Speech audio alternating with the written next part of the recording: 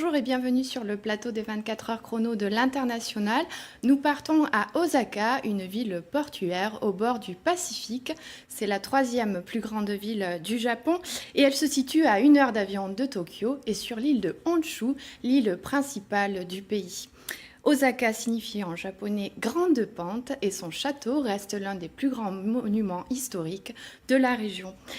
Pour en parler, j'ai le plaisir d'avoir avec moi Sumusu Kataoka. Bonjour. Bonjour, vous êtes directeur général de l'Organisation japonaise du commerce extérieur, GETRO à Paris. Oui. Et vous accompagnez les entreprises françaises à s'implanter au Japon. Oui, tout à fait. Également avec moi, Baptiste Morin. Bonjour. Bonjour, vous êtes directeur général adjoint du Grand Port Maritime du Havre. Absolument. Et nous allons découvrir pourquoi vous êtes ici aujourd'hui avec nous. Bonjour à monsieur Jean-Michel Serres. Bonjour. Vous êtes président de Orange Japon. au Japon. Et vous êtes également conseiller du commerce extérieur. Enfin, avec moi, Gaël Berton, vous êtes dirigeant de Keikaku, Bonjour, oui, qui est une agence de voyage. c'est ça. Et qu'est-ce que vous faites au Japon? Donc, vous êtes installé à Osaka. Voilà, on a créé une filiale de notre agence française au Japon. Alors, pour débuter cette émission, nous allons tout d'abord écouter un témoignage sur le climat des affaires. On écoute tout de suite Nicolas Bonardel, qui est directeur général de la CCI France-Japon. Je voudrais d'abord signaler que le Japon a une image de pays difficile, compliqué, mais sur lequel je m'oppose puisque la Chambre française est la plus grande chambre européenne. Donc j'entends par là que la présence française au Japon est la première présence européenne devant l'Allemagne, devant l'Angleterre, donc c'est assez remarquable. Et puis quand on regarde les statistiques, le taux de pénétration des PME au Japon est supérieur aux grands pays de la zone. Pourquoi ? Parce que le Japon offre des conditions de sécurité des affaires qui sont excellentes. C'est un pays où il n'y a pas de problème de paiement, il n'y a pas de copie, où le climat des affaires est bon. Donc finalement, je pense que c'est un tremplin pour démarrer, peut-être pas l'export, mais en tout cas une démarche sur l'Asie, sachant que le Japon a un rôle de leader, leader de tendance, leader technologique, qui permet derrière de pouvoir se développer sur les autres pays de la zone. Voilà, donc le conseil que je donnerais aux entreprises tient en un seul mot, c'est être patient. Le Japon est un pays de règles, il faut suivre la règle, mais quand vous la suivez, ça fonctionne. Monsieur Serres, est-ce que le Japon est-il vraiment un pays leader, comme on vient de l'entendre dans cette vidéo? Oui, bien sûr. D'ailleurs, c'est pour ça qu'Orange, depuis une trentaine d'années, s'intéresse au Japon en tant que leader de la technologie dans le domaine des télécommunications numériques. Le Japon, c'est une des plus grandes économies du monde, et elle le reste. C'est aussi un des pays où l'innovation est la plus forte, et cette innovation, elle irrigue l'ensemble de l'innovation mondiale. C'est aussi un pays dans lequel le niveau de qualité, le niveau des infrastructures, le niveau de la supply chain, par exemple, est absolument le meilleur au monde. Donc c'est un pays absolument majeur dans l'économie mondiale. Monsieur Kataoka, est-ce que vous pouvez nous citer Oui. 5 bonnes raisons, par exemple, d'investir au Japon? Oui, en fait, le nombre d'investissements directs étrangers au Japon n'a pas cessé d'augmenter. Je vois plusieurs raisons à ces implantations. Surtout, il y a vraiment de nombreux projets d'implantation de sites de production et de centres de recherche et de développement. Et d'abord, il y a des matériaux avancés que des entreprises japonaises sont seules capables de produire. Et puis également, des entreprises étrangères visent aussi des partenariats stratégiques avec des entreprises japonaises disposant de technologies uniques et avancées. Donc les technologies, est-ce qu'il y a des points faibles que l'on peut noter sur le Japon? Surtout la barrière linguistique peut être un obstacle. Mais c'est-à-dire que les Japonais ne parlent pas vraiment anglais ni anglais ni français. Mais ce qui m'étonne toujours, mes amis françaises, au bout de 2 ou 3 ans de séjour au Japon, parlent vraiment couramment le japonais. Alors, nous avons avec nous sur ce plateau Monsieur Morin. Pourquoi? Parce que le Havre, le port du Havre, et non pas la ville du Havre, le port du Havre est jumelé avec le port d'Osaka depuis 40 ans. Tout à fait. Alors, avant tout, parce que Le Havre, c'est le premier port pour le commerce extérieur français. Donc, on a des liens économiques extrêmement forts avec le Japon. C'est le deuxième marché d'Asie pour le port du Havre. Donc, c'est effectivement extrêmement important pour nous d'être présents au Japon et de pouvoir permettre le développement des échanges avec l'ensemble des industries japonaises, mais aussi que les industries françaises puissent s'exporter.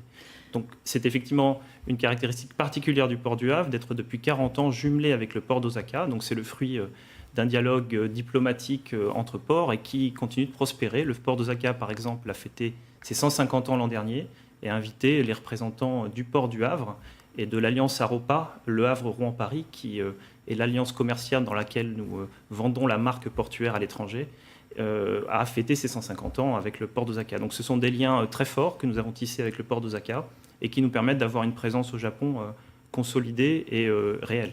Actuellement, il y a une équipe à Osaka. Absolument. Alors actuellement, en ce moment même, il y a une équipe de démarche commerciale, mais une équipe du port du Havre qui est implantée au port d'Osaka en ce moment même pour aller rencontrer les entreprises japonaises, pour aller développer les partenariats commerciaux. Donc Quelle est la nature institutionnelle et commerciale. Quelle est la nature de ces échanges? Par exemple, ça veut dire rencontrer les grandes entreprises. Par exemple, Toyota est une entreprise avec laquelle nous essayons de nouer des liens de plus en plus forts. Le port du Havre, ce n'est pas seulement un port qui fait du conteneur, c'est évidemment le cœur de cible, mais c'est aussi un port qui fait d'autres types de marchandises comme des véhicules. Nous importons, nous exportons des véhicules. Le terminal, comme on dit, roulier du Havre est l'un des plus importants d'Europe. Et donc, le partenariat avec Toyota nous permet d'envisager de développer les trafics de véhicules entre la France et le Japon. Mais ce n'est pas le seul exemple. Il y a énormément d'autres partenariats commerciaux que nous nouons. Et parce qu'aussi, au port du Havre, nous avons la possibilité d'implanter des zones logistiques qui permettent ensuite à des entreprises japonaises de pouvoir s'appuyer sur le territoire français pour organiser leurs importations ou leurs exportations. Donc, on est au-delà d'Osaka. On est bien au-delà d'Osaka et on est sur un marché d'abord qui est en pleine croissance avec des secteurs extrêmement porteurs. Je prends un seul exemple pour ce qui concerne l'export entre la France et le Japon. C'est le secteur du luxe et des spiritueux, des vins et spiritueux. Le port du Havre, c'est le premier port exportateur au monde de vins et spiritueux. Et l'un de ces marchés importants, c'est le Japon. La consommation notamment de vin rouge au Japon dépasse la consommation des autres types d'alcool. Et donc c'est un marché en pleine croissance et qui passe par le port du Havre pour exporter la marchandise jusqu'au lieu de consommation, avec une caractéristique, c'est qu'effectivement, ce marché est extrêmement porteur et plein de promesses. Alors, je vous propose de continuer de parler du port d'Osaka et de vos échanges avec le port du Havre. Mais tout de suite, on va regarder une vidéo sur la recherche d'emploi au Japon. Il y faut une motivation durable, un vrai projet, soigneusement réfléchi et préparé, une connaissance au moins minimale dans un premier temps de la langue japonaise, une prospection large auprès des entreprises existantes, faisant valoir ce que le candidat peut apporter à l'entreprise sans se contenter de répondre à des offres existantes. Dans toute la mesure du possible, passer un peu de temps au Japon, ce qui ne manquera pas de faciliter la recherche d'une mission VIE en établissant des liens en direct avec les entreprises pour se présenter et faire valoir son projet, donner les raisons de son intérêt fort pour le pays et de sa motivation pour travailler au Japon. Le visa Working Holiday d'une durée d'1 an et qui autorise des petits boulots permettra et de progresser en japonais et de chercher efficacement un VIE avec des entretiens sur place, la relation pouvant être facilitée par des rencontres dans le cadre des activités du club VIE Japon, activités le plus souvent ouvertes à tous. Merci Monsieur Benoliel de nous avoir envoyé cette vidéo. Je rappelle que vous êtes également président du club VIE au Japon. Alors donc nous venons d'entendre Monsieur Benoliel nous parler de la recherche d'emploi. Comment fait-on pour trouver un emploi et est-ce qu'il y a des secteurs dans lesquels on a plus de chances de trouver un emploi au Japon? Le Japon est en manque de main-d'œuvre sur beaucoup de sujets, puisque le Japon est en total plein emploi. Il y a des secteurs dans lesquels il manque vraiment de main-d'œuvre, et ils sont à la recherche de personnes motivées venant d'extérieur. En plus, le Japon cherche, et les entreprises japonaises cherchent à avoir plus de liens avec l'extérieur. Donc, quelqu'un qui fait l'effort de souhaiter travailler au Japon, d'apprendre de japonais, qui a une compétence, doit pouvoir trouver un travail au Japon. Monsieur Kataoka, est-ce qu'il y a des secteurs dans lesquels les Français ont des opportunités pour leur recherche d'emploi? Oui, en fait, l'état d'esprit des entreprises japonaises ont finalement commencé à changer. Jusqu'à présent, les grands groupes japonais se sont ouverts à l'international, mais aujourd'hui, ce que nous constatons, c'est que des PME japonaises traditionnellement conservatrices, mais exposées au monde de plus en plus mondialisé, ont finalement décidé de se tourner vers l'étranger. D'après les enquêtes réalisées par Jetro Paris, plus de 60% des PME japonaises affichent leurs ambitions internationales. Donc, des PME japonaises aujourd'hui cherchent des partenaires étrangers fiables et puis aussi des talents étrangers compétents. Concernant le secteur prometteur au Japon, le gouvernement japonais a mis en œuvre des réformes structurelles depuis 5 ans et identifie des secteurs comme la voiture autonome, le drone, la robotique, l'intelligence artificielle, l'énergie, comme des secteurs stratégiques prioritaires. Si vous avez des expériences professionnelles dans ces secteurs et si vous êtes représenté des entreprises françaises qui disposent des atouts dans ces domaines, je pense que ça peut aider de trouver des emplois dans ces secteurs. La question du visa, vous, Gaël Berton, donc vous avez une filiale à Osaka.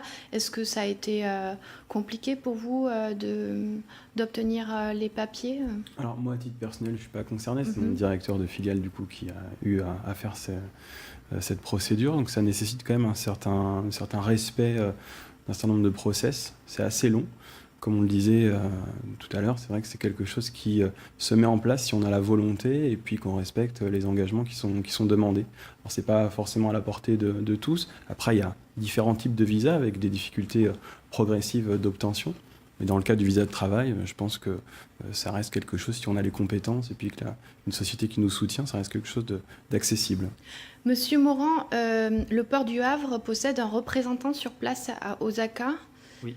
Alors, c'est une caractéristique du port du Havre. Nous avons des représentants dans le monde entier, dont la mission est double. D'abord, c'est promouvoir le réseau Aropa, port du Havre Aropa à l'étranger. Donc, il le fait le plus efficacement possible en étant notamment bilingue et en ayant une expérience de plus de 25 ans sur place. Donc, c'est vraiment un plus par rapport à notre promotion. Et puis, son autre mission, c'est d'accompagner les clients japonais qui souhaitent s'implanter en France et notamment sur le port avec un certain nombre de services qui sont offerts. Donc c'est une caractéristique qui s'applique encore plus au Japon, qui est un pays sur lequel on a besoin d'avoir des correspondants qui connaissent bien le pays, les pratiques, les usages, la manière de faire le business avec les entreprises japonaises. Et c'est quelque chose qui porte des fruits au quotidien, donc on en est très content. Et c'est vrai que le port du Havre se positionne dans un marché de conquête, sur le Japon en particulier, comme en témoignent les différentes missions commerciales qui sont en cours entre nos deux pays. Alors, avant de nous quitter, Monsieur Morand, je crois que le Havre possède un jardin japonais au cœur de la ville. Alors, la collaboration portuaire ne s'arrête pas à la sphère économique. Il y a effectivement de 30 ans de cela, le port d'Osaka a offert un jardin japonais au port du Havre en témoignage de son amitié. Et donc, ce jardin japonais est toujours très visité. C'est un des lieux touristiques importants du port. Et puis d'ailleurs, on ne peut pas s'arrêter là sur les questions touristiques. Le Havre est une ville classée site patrimoine mondial de l'UNESCO, ce qui attire aussi beaucoup de voyageurs et de visiteurs japonais. Donc on voit bien que l'amitié franco-japonaise ne s'arrête pas aux frontières économiques, et c'est tant mieux parce qu'à chaque fois qu'on a une délégation japonaise qui vient au Havre, on a beaucoup de choses à se dire et beaucoup de choses à montrer, ce qui renforce les liens économiques et commerciaux. Merci beaucoup Baptiste Morand. Je rappelle que vous êtes directeur général adjoint du Grand Port Maritime du Havre. On va continuer cette émission, mais tout de suite, une page de publicité.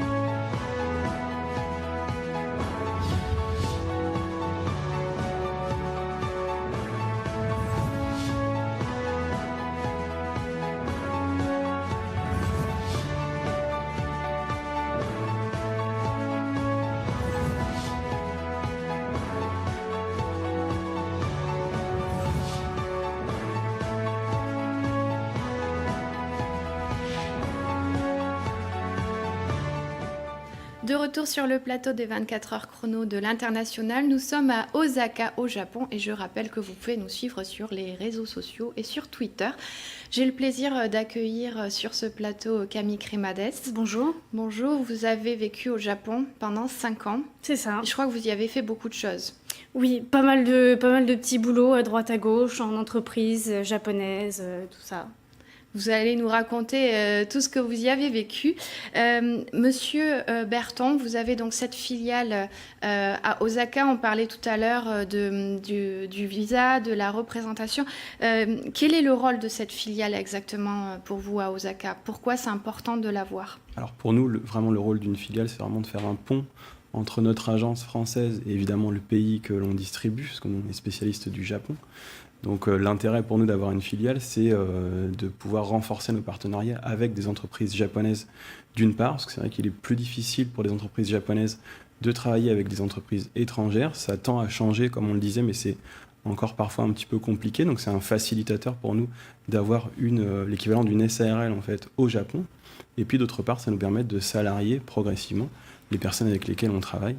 Et donc Camille faisait partie. Monsieur Kataoka, vous aidez, Gétro Paris aide les entreprises à s'implanter sur place. De quoi les Français ont-ils le plus besoin? En fait, nous fournissons des prestations assez globales. Nous fournissons des informations spécifiques sur les marchés japonais. Également, nous avons des experts comme fiscalistes, juridistes, et nous pouvons fournir des conseils également sur les procédures administratives à suivre pour créer une boîte. Ce sont des points forts de Gétro, puisque des entreprises japonaises demandent assez souvent des procédures concrètes administratives pour créer son propre boîte. Alors, je vous propose d'écouter Rudy Jean-François qui va nous parler des différences culturelles qu'il a rencontrées quand il s'est installé au Japon. Bonjour Paris. Alors pour moi, l'une des grandes difficultés en fait, que j'ai pu avoir en arrivant au Japon, ce sont les non-dits. Parce que même si on étudie le japonais, que ce soit en cours ou avec des manuels de japonais, il y a des comportements, en fait, des interactions qu'on ne nous enseigne pas forcément. Et pour moi, la plus grande difficulté, ça a été notamment dans les entreprises, la manière en fait très spécifique de donner, de présenter sa carte de visite et de recevoir la carte de visite d'une personne. Et il y a tout un rituel en fait qui se met en place sur une manière extrêmement spécifique de la donner, de la recevoir. C'est presque comme une sorte de danse en fait que l'on danserait avec la personne en face de nous. Mais bon, finalement, on me l'a enseigné, j'ai demandé à mes collègues et maintenant ça se passe très bien. Et donc, mais c'est au quotidien, vous allez voir qu'il y a plein de petites choses comme ça qui sont un peu compliquées à comprendre, mais si on demande gentiment et qu'on prend le temps d'écouter, il n'y a aucun problème par la suite.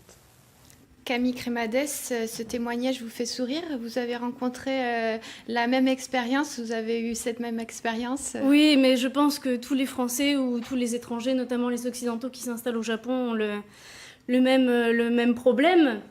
C'est vrai que la différence la plus flagrante à laquelle on fait face quand on arrive au Japon, c'est notamment le monde du travail.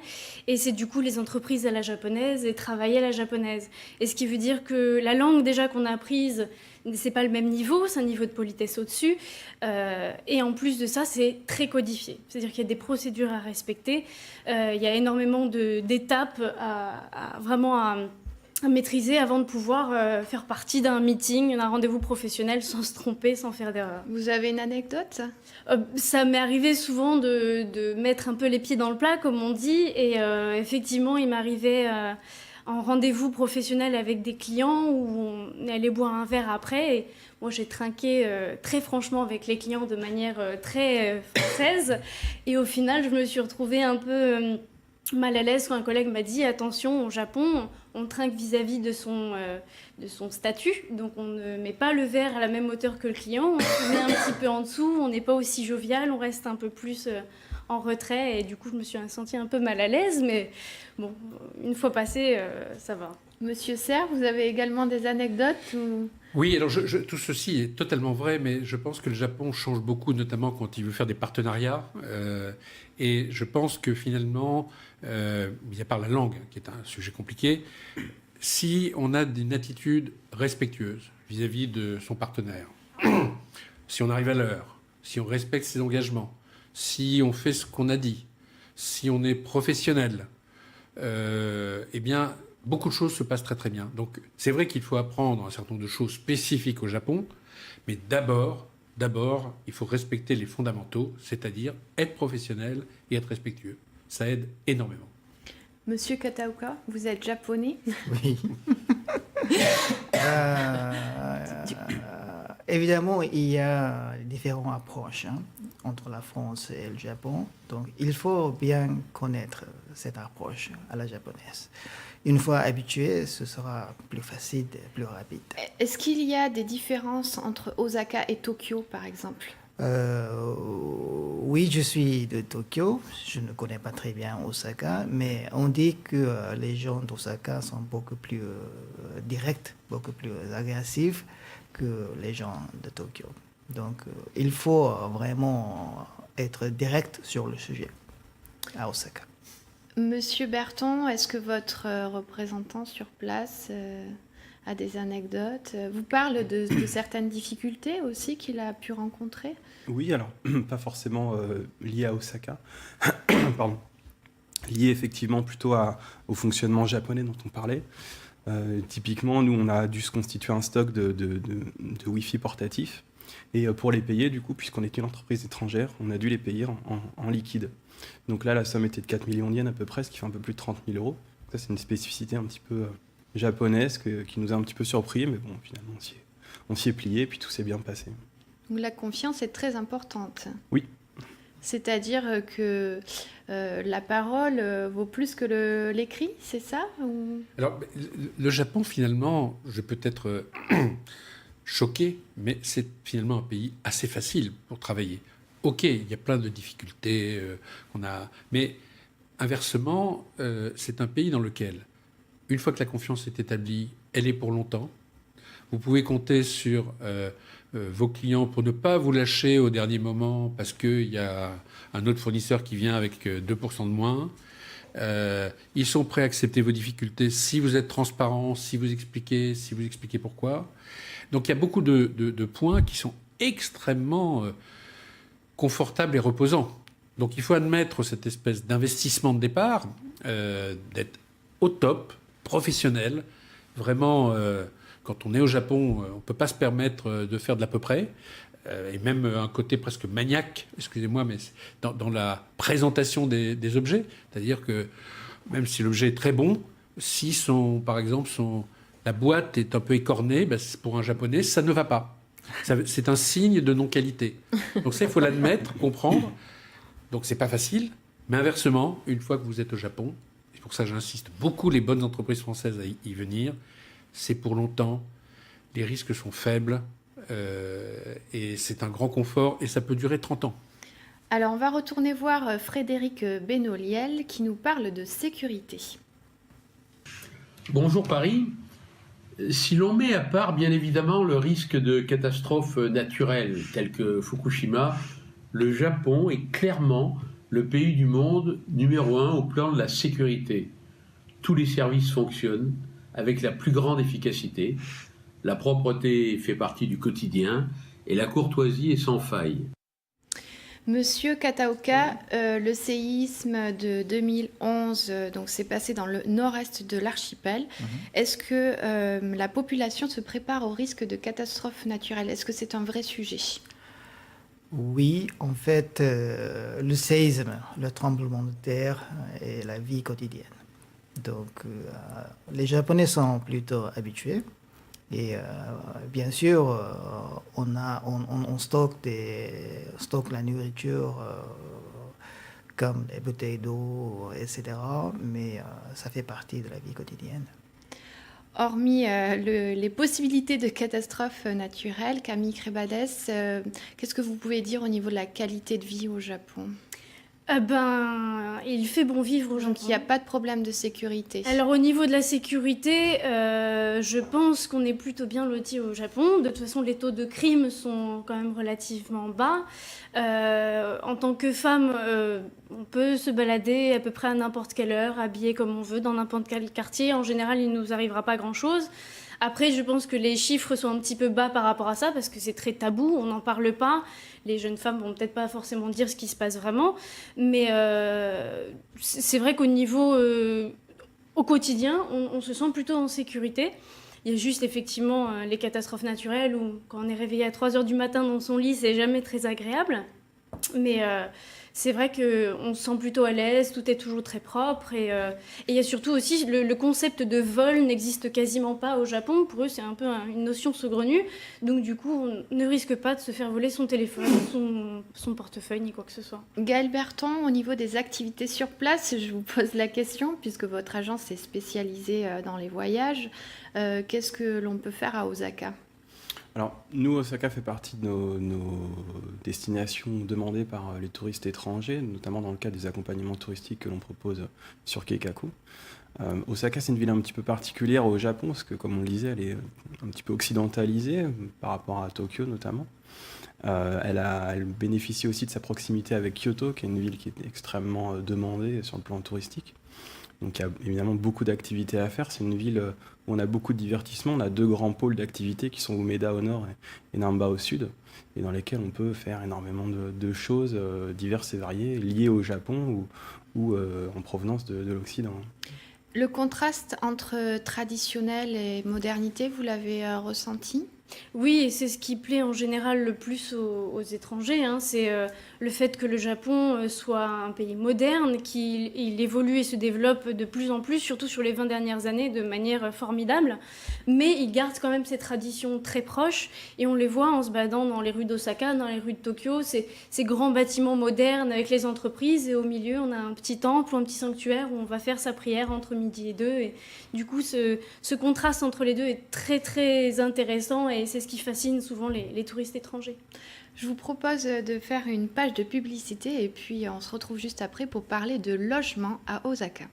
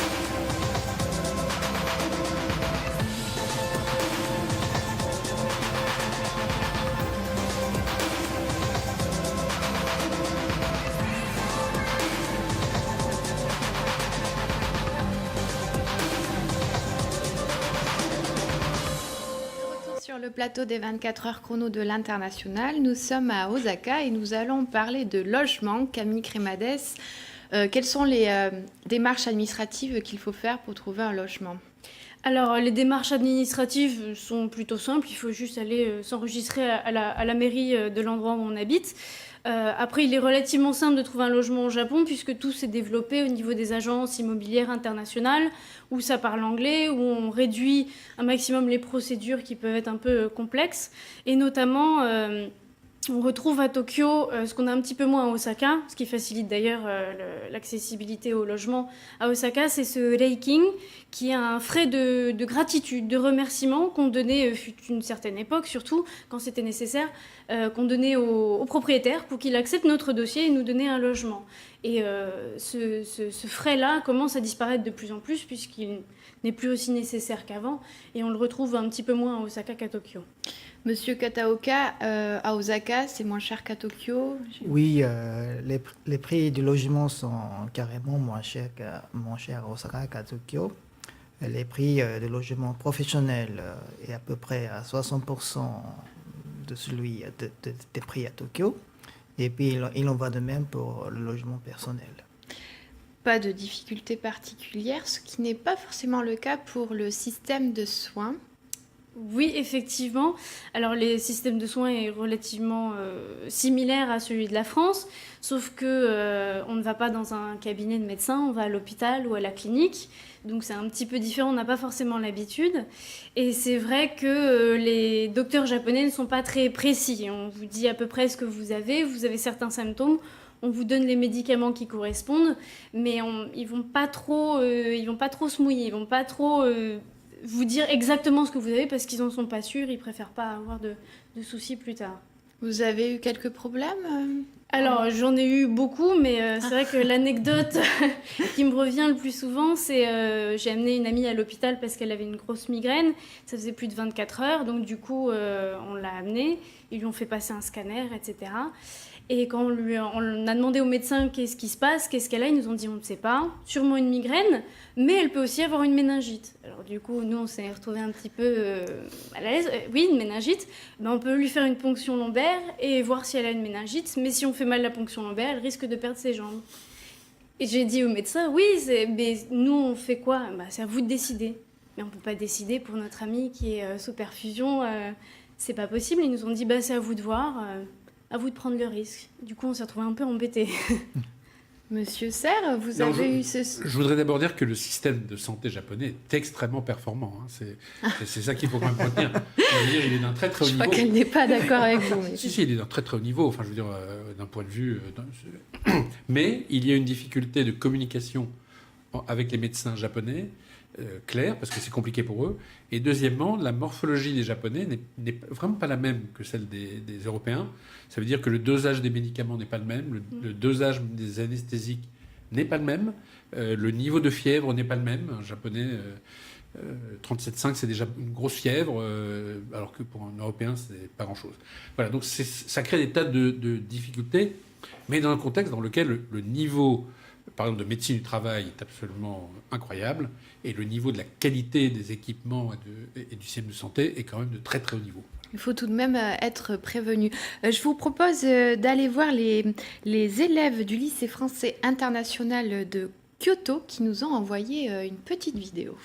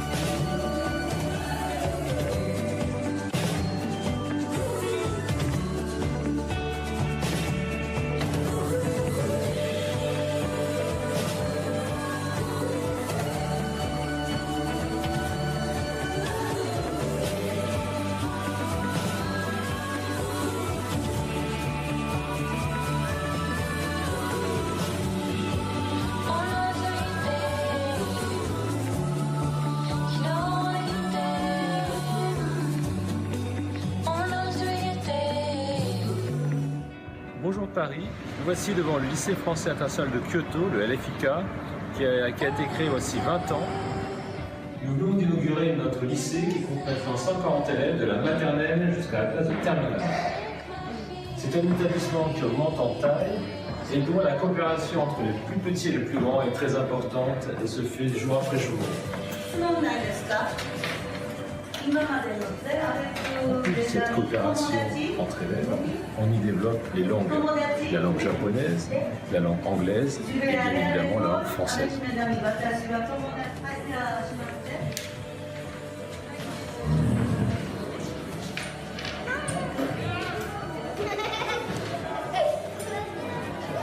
À bientôt au LFIK.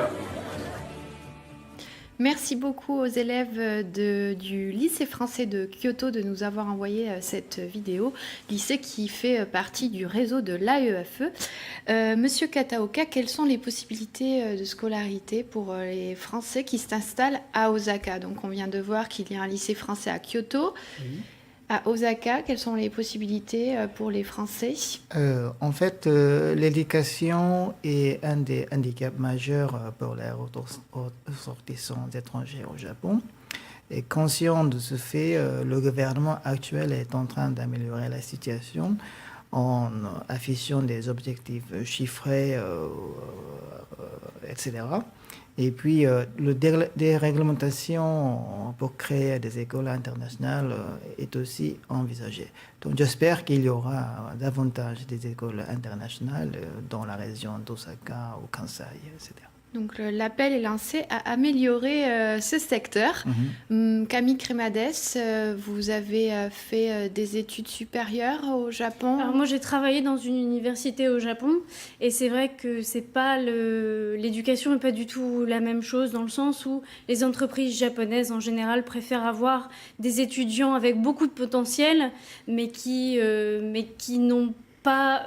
mais qui peuvent en fait les formater un petit peu et les modeler de la manière dont eux ils veulent, ce qui fait qu'à l'université, une fois qu'on a passé le concours d'entrée, on a très vite le diplôme, très facilement, et au final on apprend juste vraiment les bases de la base. C'est vrai que les universités au Japon, le niveau n'est pas aussi élevé qu'ailleurs. D'ailleurs l'université de Tokyo, qui est la plus grosse université du Japon, est pas très très bien classée dans les universités mondiales. Mais je pense que ça tend à changer, surtout que les universités sont de plus en plus internationales. On apprend de plus en plus les langues étrangères et surtout au niveau du business avec les pays européens. Ça tend à changer de manière positive. Alors avant de nous quitter, Gaël Berton, qu'est-ce qu'on peut faire avec votre agence quand on arrive à Osaka Alors, pour terminer sur une note positive? Oui, on peut commencer déjà par être accueilli à l'aéroport. C'est vrai que débarquer à Osaka, qui est un aéroport international qui est de plus en plus pratiqué. Avant, on atterrissait beaucoup à Tokyo. Maintenant, c'est vrai qu'on atterrit aussi beaucoup à Osaka. Donc, nous, on peut accueillir évidemment les visiteurs étrangers. Et puis après, faire tout un tas d'activités. Alors, notre grosse demande, elle est sur l'accompagnement touristique et puis sur le transport. Parce qu'une fois qu'on est au Japon, on se déplace beaucoup, notamment en Shinkansen, donc entre les 3 principales villes, Osaka, Kyoto et Tokyo. Et puis après, nous, on propose sur Keikaku toute une gamme d'activités en fonction de ce que nous demandent nos clients. On fait vraiment du sur-mesure. Donc, les demandes qui ressortent souvent, ça va être d'assister à un tournoi de sumo, à une cérémonie du thé, voire de passer une soirée avec des geishas ou ce genre de choses. Donc, c'est assez varié. C'est vrai que on a vraiment l'image du Japon est très positive. Il y a quand même eu un accroissement touristique très important ces dernières années. On est passé de 5 millions à peu près en 2011 de touristes étrangers à quasiment 30 millions l'an dernier. Donc il y a beaucoup de choses à faire. Le Japon se développe énormément sur ce plan-là et on est ravis, nous, d'accueillir les clients. Donc c'est une invitation. Merci beaucoup d'être venu sur le plateau pour parler d'Osaka. Tout de suite, à suivre dans le cadre du spécial Canada des 24 heures chrono 2018, une émission sur le quotidien au Canada. Et puis à midi, destination Abidjan en Côte d'Ivoire.